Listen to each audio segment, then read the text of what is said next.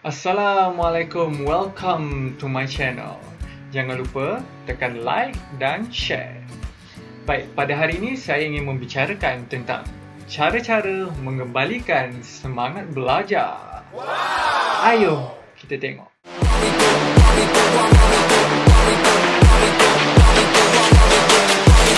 Untuk mengembalikan semangat belajar, terdapat dua konsep mudah, iaitu keperluan dan kehendak. Apa itu keperluan dan apa itu kehendak? Jom kita tengok satu persatu. Untuk keperluan, mandi. Yang kedua, makan. Dan yang ketiga, tidur. Untuk kehendak pula, yang pertama sekali ialah permainan video. Yang kedua, social media. Dan yang ketiga, lepak. Dekat sini, kamu semua boleh bezakan antara keperluan dan kehendak. Keperluan ni bermaksud kita perlu lakukannya setiap hari. Kalau kita tak makan, apa yang akan terjadi? Lapar. Kalau kita tak tidur, mengantuk. Dan kalau kita tidak mandi, badan kita akan berbau busuk. Kalau kehendak ni, kita boleh pilih sama ada kita nak lakukannya ataupun tidak. Contohnya permainan video. Kita tak main video game pun tidak mengapa. Dan social media pun, kalau kita tak scroll social media kita pun tak apa. Dan kalau kita tidak lepak dengan kawan-kawan kita pun tidak mengapa. Belajar terbahagi kepada dua, iaitu minat ataupun terpaksa. Kalau murid-murid minat untuk belajar, murid tak perlu suruh, rela hati nak belajar. Tapi anda kata kalau terpaksa, mak ayah marah baru nak belajar, kan?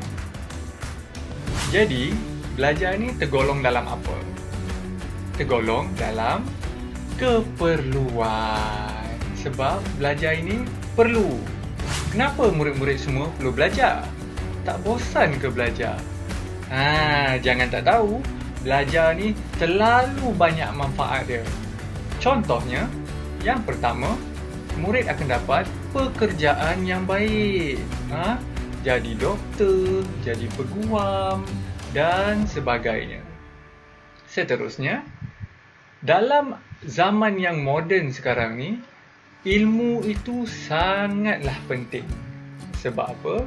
Sebab nanti orang semua pandai buat itu, buat ini, tapi kamu semua masih ditakut yang lama. Kesian. Seterusnya, kamu akan jadi orang yang berilmu, macam profesor. Banyak ilmu dia. Jadi, kalau kamu banyak ilmu, orang tak boleh nak mempermainkan kamu.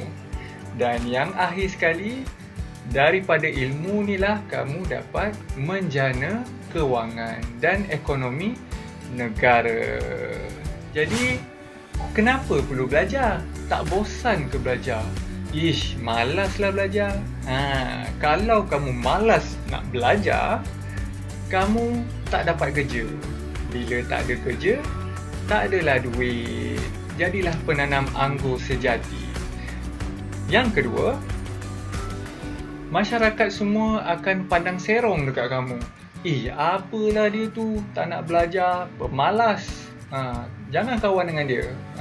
Nak ke macam tu? Ataupun menyusahkan mak ayah. Mak ayah dah membebel-bebel, hari-hari bebel dekat kamu. Tapi kamu buat tak tahu sahaja. Sedih hati mak ayah. Dan seterusnya, ilmu kamu akan kurang. Bila kurang ilmu, selalulah kena tipu. Pepatah ada mengatakan, you are never too old to learn. Maksudnya, anda tidak terlalu tua untuk belajar. Jadi, kamu muda ke, tua ke, boleh belajar. Dan ada juga yang mengatakan, do not ever give up. The beginning is always the hardest. Maksudnya, jangan putus asa. Setiap permulaan memang rumit. Maksudnya, kita taklah terus berjaya. Kita akan mula daripada bawah. Cikgu nak bagi kamu satu contoh. Saya susah, saya pergi asrama masuk sekolah dik, saya daftar sendiri. Saya bawa baldi, saya pergi sekolah, saya daftar. Saya tengok semua orang datang dengan mak ayah dia. Saya naik bas sendiri. Mak ayah saya nak hantar. Saya cakap kat dia orang, mak ayah tak payah hantar. Maybe nak belajar pergi sendiri. Kena bayar apa-apa kena. Tak apa mak, semua dah ada orang bayarkan. Semua tak ada bayar apa-apa pun. Saya tipu mak ayah saya. Tahu tak sebab apa? Saya tahu dia orang tak ada duit, saya tak nak susahkan dia. Saya masuk asrama, saya jumpa... Seperti yang kamu semua lihat, video itu tadi berkaitan tentang hero Malaysia kita ketika ini, Ustaz Abid Liu. Beliau dulunya seorang yang susah, sekarang ini telah menjadi seorang yang senang. Sebab apa? Sebab dia berusaha dan berusaha sehinggalah dia berjaya. Dan apabila dia berjaya, apa yang dia buat? Dia memberikan sumbangan, dia menolong orang lain yang dalam kesusahan. Sebab apa? Sebab rezeki itu perlulah dikongsi.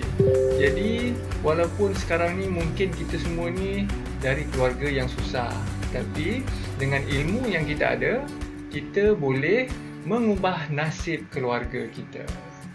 Mungkin ada di kalangan kamu semua yang malas nak belajar.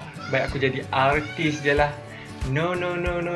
Hello, ingat artis di Malaysia tak payah nak belajar. Artis-artis di Malaysia semuanya berpelajaran tau. Ini bukti dia antara artis yang berpelajaran di Malaysia. Aiman Hakim, ACCA. Yuna, ijazah sarjana muda undang-undang. Mira Filzah, kegemaran semua, ijazah sarjana muda perniagaan antarabangsa. Nabila Razali, peluang kedua, ijazah sarjana muda seni bina. Lihat, artis-artis ni semua ada pelajaran. Jadi, pelajaran itu amatlah penting. Ilmu itu amatlah penting. Kesimpulannya, pelajaran ni amatlah penting. Belajar ni amatlah penting kerana ianya membentuk masa depan kamu. Kalau kamu rajin belajar, kamu akan berjaya. Kalau kamu tak rajin belajar, kamu akan kecundang. Jadi, bila kamu belajar, kamu akan dinilai. Jadi, antara penilaian yang paling besar dekat Malaysia ni ialah UPSR dan PBD. Kemudian ada PT3. Dan yang paling penting sekali ialah SPM. Kerana benda ini semualah yang membentuk masa depan kamu. Kalau kamu malas belajar, macam mana kamu nak berjaya? Betul ataupun tidak? Itu saja untuk video pada kali ini.